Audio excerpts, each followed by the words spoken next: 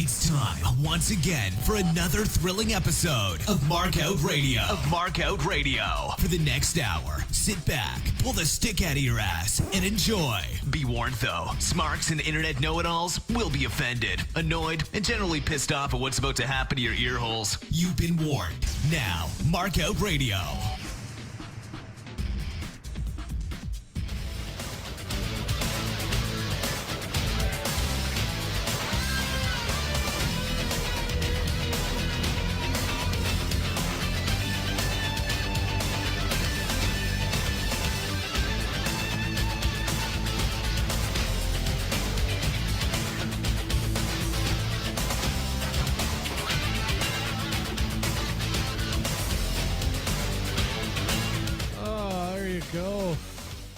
Back. Show number 2 for this Sunday. Trying to get all caught up. God knows it's not always easy. What can I tell you? All right, so welcome to Markout Radio Goes Nitro, episode 58 for October 1st, 1996. Where's my volume? Producer boy is about to get his ass kicked again. All right. You had my soundboard blasting. Thank you. I'm sure they appreciate it.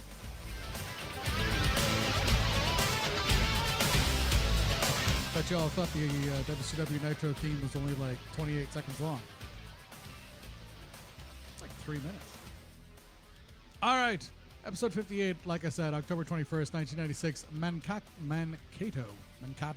Civic Center, Mankato, Minnesota. Hosted by Tony Schiavone, Larry Zbyszko, Eric Bischoff, Mike Tenay, and Bobby the Brain Heenan. This is the 19th week in a row for Nitro to win the ratings war that is an actual war. What? I said that. Are you sure? Hold on, let's have a look. Make a liar out of me. No, you're wrong, producer boy. This is number 19. I feel like you need to make sure that my soundboard is working at its peak efficiency every single time. Yes! Thank you. All right, anyways, this is the 19th week in a row for Nitro to win the ratings war that is a war with a 3.2 to Raw's 2.6. There's that drop down for Nitro and the jump up for Raw. The event itself, there was 4,034 in attendance with a $52,155 gate. Last night, WWE In Your House happened with a 9,649 in attendance. So I guess you could make the argument that this was perhaps the post pay-per-view rub. You could make that argument if you were an asshole, because WWE has had previous pay-per-views, including the abysmal In Your House fucking gimmicks. Listen, I'm not saying that it always sucked. I'm just saying that it almost always sucked. So there's no fucking way that In Your House built for Raw. There's just no way. The reason why Raw's numbers are up this week is purely based on WCW's shit-ass show last week. Yeah, I'm still pissed off about it, but it was only this morning, so relax. All right. There was a dark match this week. Eddie Guerrero versus Robbie Rage. Now, I don't know why this was a dark match, because Eddie Guerrero has a show to build to. This is the go-home Nitro for the pay-per-view. Halloween Havoc, of course. And you would think that you would want as many of the guys that you have on that show to be on your flagship product. You would think. You'd be wrong, but you would think. Guess it depends. Is it an NWO thing? Because if it's an NWO thing, then it makes perfect sense, right? That's how that works, isn't it? I could swear that's how it works. All right, anyways. Thank you. There we go. Mike's looking better now. So anyways, we're going to recap to start off Nitro with the shit-ass way the last week's Nitro ended, because, you know, when you come up with a shitty idea, you always double down on it. Oh, fucking Eric. Anyways, at least it serves the go-home for the pay-per-view, right? Because, I mean, it is supposed to be selling the main event for Halloween Havoc 96. It's just a garbage way to sell it. Anyways, let's get into the matches. This evening, Chris Jericho defeats Bobby Eaton in 7 minutes, 5 seconds. I gave it 2.5 out of 5. Eaton is back to his face gimmick to take on the super face of Chris Jericho. Thank you, Kevin Sullivan, for your solid booking in that way. Six and the NWO Stinger in the stands under the NWO banner as we go to break, where Tony puts over Six as he is scouting for his match against Jericho at Halloween Havoc. The bell rang for the start of the match twice. Apparently, Nick Patrick wasn't going to sell the first bell ring. Some skinny nerd NWO Mark bullied his way into the third row on the hard cam where he mimicked Hall and Nash for a little bit to put himself over and annoy people that actually paid to be there. Overall, it was an all right match. Not really anything to write home about. It's just, the idea of the match was essentially to get Chris Jericho some on-screen time to sell the Six match that was only just announced, and I guess to get over the fact that Bobby Eaton is wrestling as a face again. Whatever. Post-match promo at ringside with Tony, and Jericho puts over the match at Havoc to build some heat with Six. After this, we get a Rey Mysterio highlight video to 90s movie training montage music, which was, sure, let's call it awesome. I think in the 90s, I may have found it awesome. And retrospectively, it's, well, listen, retrospectively, it is what it is. Dean Malenko after this defeats Jimmy Graffiti in 6 minutes, 38 seconds. I gave that one a 2 out of 5. Graffiti is another ECW acquisition, and he performed well in this match, but was forced into early retirement in 97 due to a knee injury. He would go on to have a couple of flooring companies in Tampa, Florida, which I believe that is where wrestlers go to retire, right? That's how that works, isn't it? Anyways, neither wrestler got much in the way of crowd noise in this match. Malenko, of course, because he's incredibly boring, and Graffiti because no one knew who the fuck he was. He actually got a couple of pops in the match, as did Malenko, but I'm not sure that this match was worth the Pet Boys Power Pin of the Week, because first of all, the Power Pin of the Week kicks off with Malenko's cross body onto Graffiti over the top rope before there was an actual finish where Graffiti essentially fucked up to lose. Yeah, I'm just leaving that pregnant pause in there because what the fuck? Dean Malenko's going into the pay-per-view with a solid, we don't know. Yeah, I guess he's going to win. Who knows? Jesus Christ. He accidentally beat Anderson last week. He's accidentally beating Jimmy Graffiti this week. I'm not quite sure this is how you want your champion. Maybe I'm wrong, though. I mean, clearly I'm wrong, right? Anyways. There's a picture-in-picture. Oh, sorry. Diamond Dallas Page defeats Sergeant Craig Pitbull Pittman with Teddy Long in 2 minutes, 54 seconds. I gave that one 3 out of 5. There's a picture-in-picture of some Diamond Cutter highlights prior to this match going on. And ultimately, it's a short match. I'm not saying that in a negative way, though, because both of them did their best to make the most of it, employing even Nick Patrick with the whole neck injury gimmick into the Diamond Cutter gets a big pop place because Pittman had DDP in the Code Red, which is funny because that video just came up on my Facebook thing. That whole "you can't handle the truth" bullshit. Anyways, Diamond Cutter gets a huge pop out of the crowd, which I thought was kind of funny since at this point, most of the time, whenever Patrick does something fucked up that leads to the other person winning, the crowd shits on it. But now they're cheering for it because, well, it's DDP, let's be honest. Post-match is another shouting match between Long and Patrick. This is not getting old at all. I would love to see them in an actual wrestling match. But, of course, Teddy Long's neck is fused together. So that's not happening because he's got a legit neck injury. Post-match, there's a Tony promo with Nick Patrick. Tony again pushes Patrick under the bus for being the NWO referee. Patrick again threatens him in the same way as he threatened him last week, intimating that Gene is gone and Tony will be soon to follow if he doesn't just back off. Yeah, I'm not quite sure that really went over the way you thought. just I don't know. I don't like this shit. I really don't like this reality TV bullcrap. I don't like it. If you're gonna do something wrestling, cool, that's fine. And if it blurs the lines of kayfabe, I'm cool with that too. But if it's just gonna be stupid shit to hide the fact that you've got a weak staff member, maybe just don't have a weak staff member. What the fuck else are you supposed to say? All right, so After this, we get Jeff Jarrett defeating Ron Studd in 1 minute, 28 seconds. I mean, as a match, 0.0. it was just objectively an awful match. As a promo, 3.5 out of 5, though. So there is that. Here's the thing. There's always going to be some heat between Jeff Jarrett and Ric Flair. And we're going to get to see a little bit of both of their professionalism here. Now, don't get me wrong. Both of them can be wrestlers. I'm just going to leave it hanging out there all naked and dirty. But for the most part, they're fairly professional about doing things. It's just someone's got to do something fucked up in order to get it to that place. So the whole thing kicks off with a recap of when the NWO stole the belt from Flair. Even though none of that was made clear at the time that they were stealing the belt from Flair, it just looked like a random NWO beatdown. At least they have cleared that up leading into Havoc so that match can kind of make some sort of sense. Essentially, at the end of the day, the U.S. title is held up and it's going to be Giant versus Jarrett in order to win it.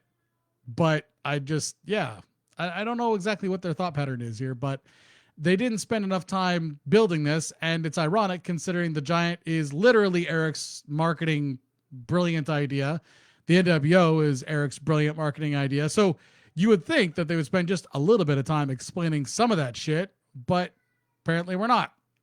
Anyways, Larry puts over this match as a warm-up match for Jarrett's match with the Giant, which I thought was a good idea. Unfortunately, it wouldn't end up being that. Listen, they've done that gimmick before with Ron Studd, and there's nothing wrong with bringing out the guy that was behind the Yeti and having him fake be the Giant. There's nothing wrong with that per se. It's just, it should actually be that then, not what ended up happening, which was Flair came down to the ring. Studd gets out of the ring. I'm not quite sure why. Flair invites Jarrett to strut again so that he and Flair can have a strut off. So much for that whole tune-in match. Even Larry wouldn't put it over because it was just fairly self-serving. Flair didn't initially want to put this whole thing over because Jarrett had been stealing his strut and finisher for years, but he was having legit heat with Bischoff at the time backstage, and after his run in the WWF in the early 90s and disliking how they ran that fucking company, he did not want to go back. He legit hurt his elbow and his shoulder in Japan, and no one was safe from getting fired to make room for yet another WWF cast-off, so he played along with this whole thing, and I think did a fairly convincing job of it. After this match, that wasn't a match, but it's kind of a match that kind of ended up happening with the figure four. Hey, by the way, props to Ron Studd for being able to sell a figure four. Normally, guys that are that tall can't sell it for shit, but he did a really good job of it. Post-match is another Tony promo at ringside, this time with Jeff Jarrett. Jarrett tries to rally the WCW troops. Flair comes back out and puts Jarrett over and buries the NWO. And the camera cuts to the crowd where the Giant is watching on. Of course, the camera kind of missed where the Giant was the first time around. They had to find the right camera for it. But anyways, Flair earns WCW a first-hour FCC fine saying that, Jarrett's going to kick the Giant's ass. Now listen, in the grand scheme of things, ass isn't really that big of a swear. But in the mid-90s, it was enough to earn you an FCC fine. Not a big one for a company the size of Turner's, but big enough for people like you and I. Hour 2 starts. Bischoff puts over Jarrett and Flair, then tries to put over his stupid program with Savage and Liz one more time, and it just falls flat. Luger defeats Roadblock in 3 minutes 47 seconds after that. I gave that one 1 out of 5. Luger mounted Roadblock in the corner for the punches, but the crowd got ahead of him, so he basically just gave up. Eventually, there's a picture-in-picture promo here with Anderson for their upcoming I Quit match at Havoc, which is the first time we're hearing this bullshit on Nitro. It would be nice if this had been going on all along, but this is the first time they've broken it out. There's nothing really wrong with breaking out a new gimmick, especially if it's a gimmick to try to stand out from the rest of the card. The way this card's shaping up, not a bad idea to try to stand out. Just throwing that out there. Anyways, there's nothing really wrong with Roadblock as a wrestler. He's definitely an indie wrestler. I don't mean that in a condescending or rude way. It's just that he's been working for 8 years now. He still struggles to get the reaction he wants out of the crowd at WCW's live event, and he was pretty botchy. Still, he was really just there to job to Luger, who doesn't do a very good job of directing matches at the best of times. Luger tried to rack Roadblock twice and then went to the crowd to get over a third one that Roadblock finally figured out how to balance up there. See, that's actually one of the problems with Luger's rack finisher. Big guys need to help you put it over. And if they don't know how to, you end up looking like a bit of a horse's ass. But of course, Luger not being a real wrestler, he didn't really get embarrassed when his move finisher botched twice before it finally went over. There's a slow-mo replay of the rack finisher, unbranded. This would have been a Pep Boys attempt here. That would have been nice. I don't know. Maybe? Anyways. After this, we get an NWO t-shirt promo. Oh my God. It's just it's gold, right? There's another 1-800-COLLECT Lee Marshall promo, this time from sunny Arizona. Jesus. He's on location in Phoenix, which I guess is next week's Nitro location. I guess this is a good way of promoting the next live show, except that if you're a week out from Nitro and still haven't sold tickets and you've got to resort to having Lee Marshall do a 1-800-COLLECT call-in, probably not doing as well as you thought you were. Just throwing that out there. I mean, not to shit on it or anything. Harlem Heat had yet another stellar match of the night, and they defeat the American Males. Oh, Jesus. Here we go.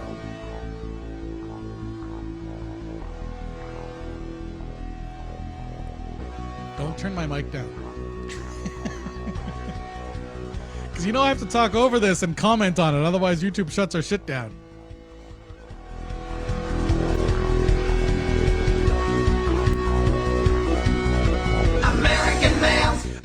Again, who wrote this and thought, yeah, that's awesome. American males, American males, American males. It sounds a little bit like the Revenge of the Nerds theme. I'll tell here. We need a rock riff in there. We're gonna steal your girlfriends. Become gigolos. Talk to you, you better not listen. You might wind up in critical condition. Yeah, maybe with an STD. Anyways, so there we go. We got the American Males back on Nitro. Straight up debuting the famous DX Triple H Shawn Michaels pose, proving that even two guys who insist that signature moves are protected can also be full of shit. First time we've seen the Males on Nitro in weeks. Bischoff continues to put himself over with his lame Savage Liz drama gimmick. The Outsiders come out to scout the Heat with the Breathe Right strips on their noses. Got a good reaction from the crowd. Got some heat out of the announcers. It works. With the exception of the clusterfuck ending, which did put Patrick over but made Bagwell look bad. This was an excellent match meant to put over the Heat leading into Havoc. But they didn't try to bury or embarrass the Males. That was up to Nick Patrick to do that part. And I don't think it was done on purpose. I think just Nick Patrick just sucks at his job. Because I don't believe that the intent was for this one to be the pin, even though that was at 9 minutes, 33 seconds. Anyways, they gave the match 4 out of 5 because it was actually a really good match right up until that point. After this, we get the Faces of Fear, Ming and Barbarian, not including Big Bubba Rogers. Just that's for Eric. Because he's not part of the Faces of Fear. Anyways, they defeat the Fantastics, Bobby Fulton and Tommy Rogers. Now, I say that because I really struggle to say the name of their tag team without doing that gay slur that you guys will hear me do every now and then. Because their costumes were fantastic. 5 minutes, 18 seconds for that one. I gave it 2 out of 5. There's a balding, fired Chippendale dancers in the Fantastics. And, I mean, wow. The fucking state of their fucking ring wear.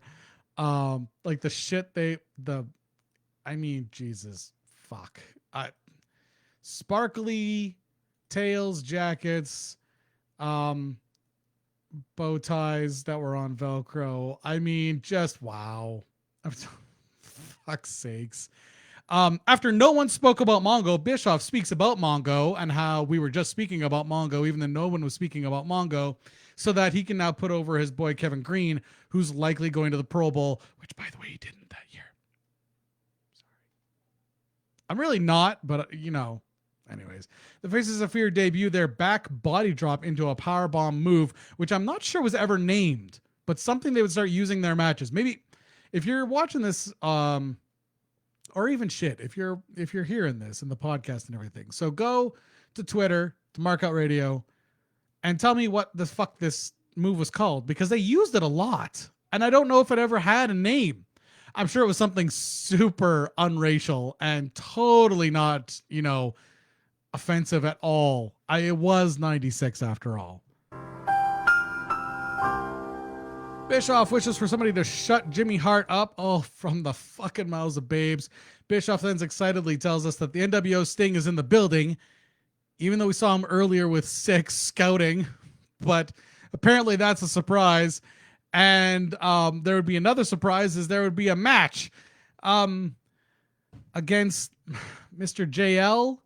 I'm not sure that was really worth the huge buildup, because I guess the ultimate surprise was that real Sting was there, except that Bischoff didn't know that until Sting came out because he pretended to be shocked. I mean, if you're going to put over that there's a big surprise and Sting comes out, at least sell that you knew all along that he was coming out and that you were trying to like keep it under your hat. Apparently this was done on purpose. I'll explain that. So the idea here was that, okay, don't do that. So I guess the concept here was that Bischoff wasn't sure if Sting would go along with this, because Sting was having trouble trying to find his place in the company, and Bischoff pulling the rug out from under him would make this incredibly difficult for him.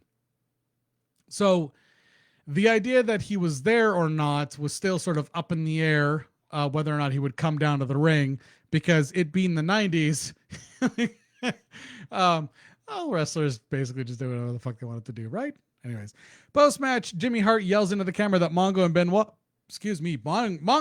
better take notes.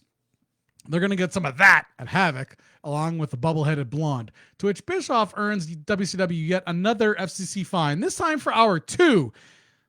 This is actually the problem with having 2 1-hour blocks programmed back-to-back, just like Raw, by the way. There wouldn't have been another fine, but because they're trying to be just like WWF, even though they hate the WWF, they're basically beating themselves at everything anyways. So here's Bischoff earning WCW another fine by saying that Hart shouldn't piss, and then he stops himself, meaning he shouldn't piss off Mongo by calling his wife a bimbo. Now, here's the problem.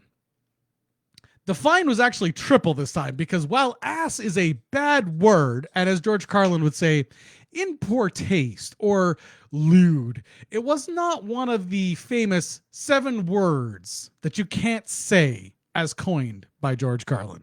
Seen blue off color, risque, suggestive, cursing, cussing, swearing, and all I could think of was shit, piss, fuck, cunt, cocksucker, motherfucker, and tits. So yeah, I mean, when George debuted those words, they got him arrested a couple of times. But of course, the FCC thought better of arresting people after a little while, mostly because George made them look like complete horses' asses. But what would happen is if you said those words on TV, you would get a triple fine. That's right. So controversy actually cost cash in this instance to the tune of $180,000. Nice work, Eric. Playing yourself like a fucking mark again. Back from break, Bischoff again tries to go in business for himself, and let's just keep reliving the drama, and Eaton will continue to refuse to put it over. Time to double down, though, and let's recap this whole Savage Liz thing with a picture-in-picture version of it, so we can feel awkward while simultaneously watching Liz's shit acting, and Savage, well, standing there with no expression on his face. And to be perfectly honest here, Savage was actually doing a fine job of building this without the reality TV shit.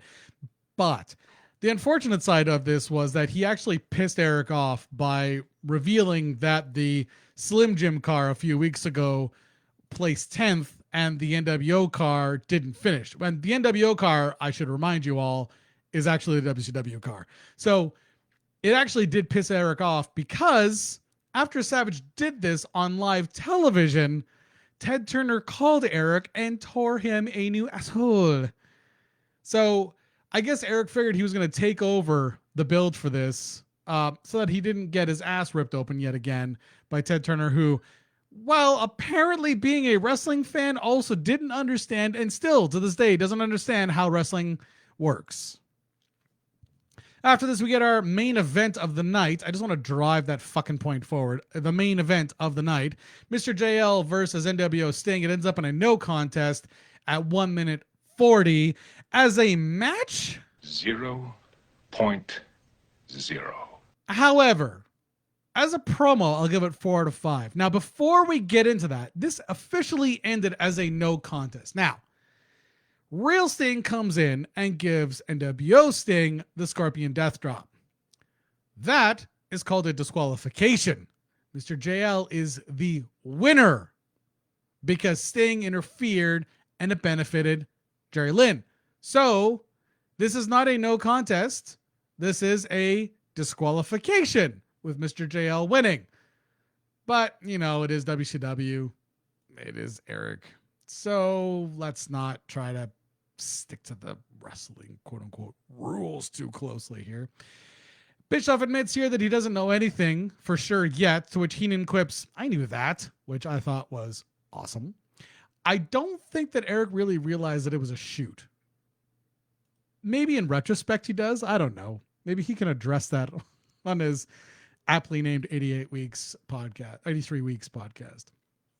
Now, while NWO Sting has JL in the Scorpion Deathlock, like I said, Sting comes down with his first iteration of what would become his Crow face paint. He gives NWO Sting a Scorpion Death drop, gives him a couple flying elbow drops, all while the NWO just sort of watch on passively.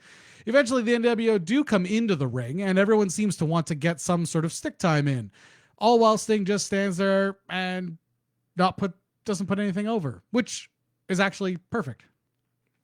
Hall gets his hands on the microphone and mentions that no one knows better what it feels like to have a bogus version of you out there. Anyone remember Kane as Fake Diesel and that nobody as Fake Razor when they tried to turn Jim Ross heel? I mean, listen, Raw are not doing much better in the creative area, but holy fuck. At least WCW had a few guys that knew what they were doing so that even when creative shat the bed, they could at least pull something out of their asses. Now, when Sting does get the stick, he claims that he's out of their price range, but the only thing that's certain about Sting is that nothing is certain about Sting. This was actually one of the more interesting things going on with the NWO gimmick, because at this point, they had shot their load. The Outsiders came out. Hogan was revealed as the third member. DiBiase came out. We got Six. We got Vince. We got the Giant turning. And then it's just sort of gotten a little bit stale because WCW hasn't figured out yet that anybody could be the next NWO member.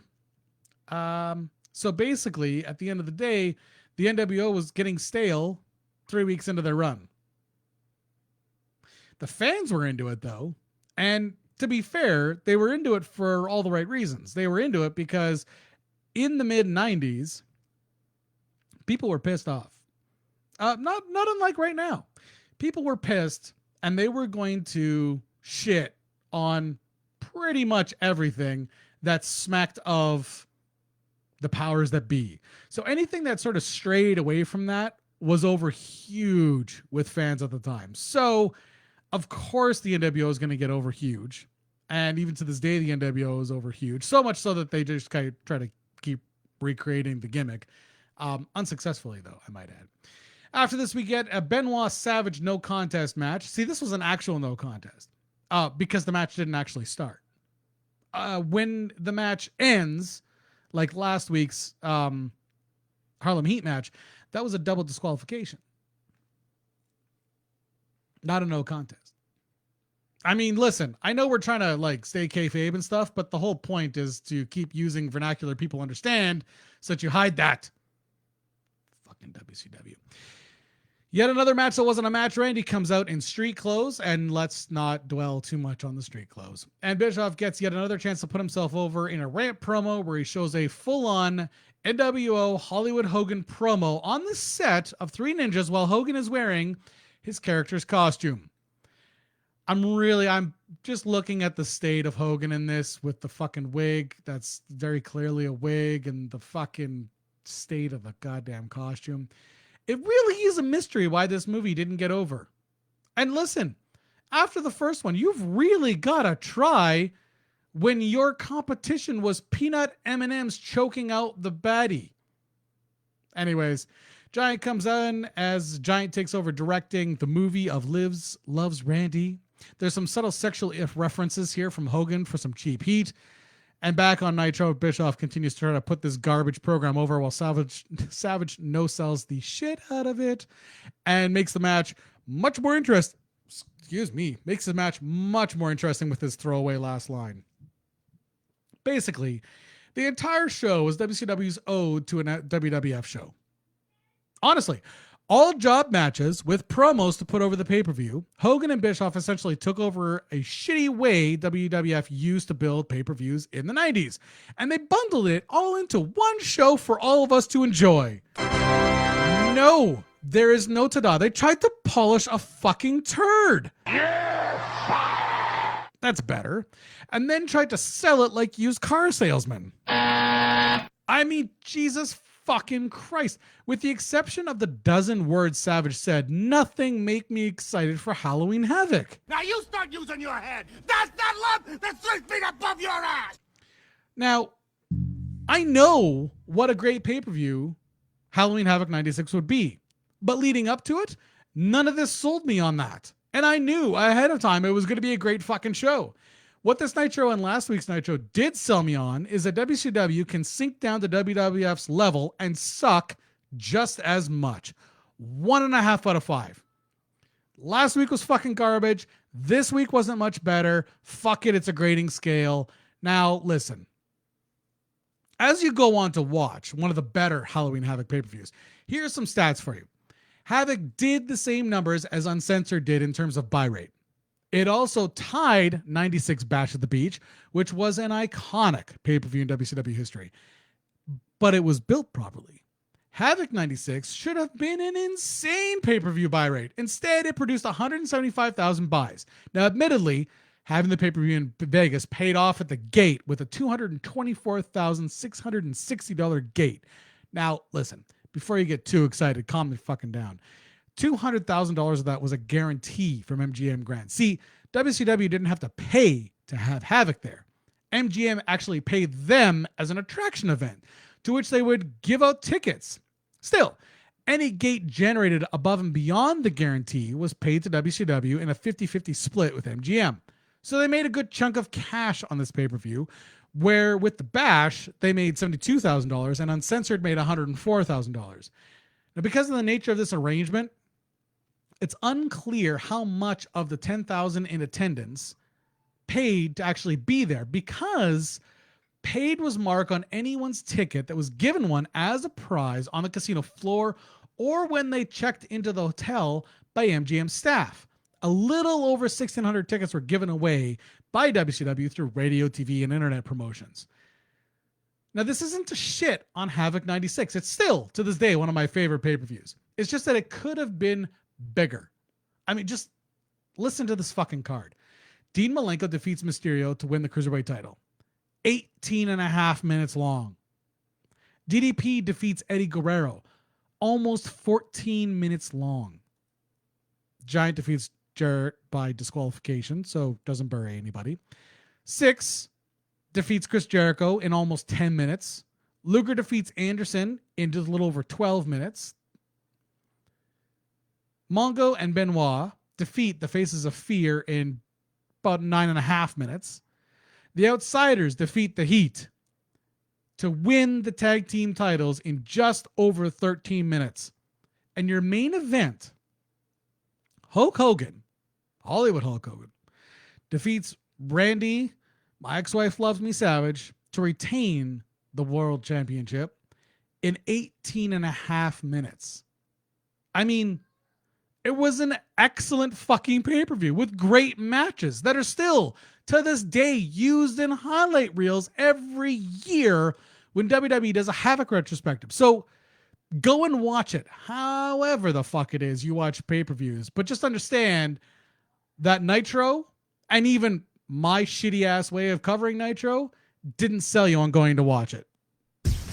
Well, that was an abortion of a show.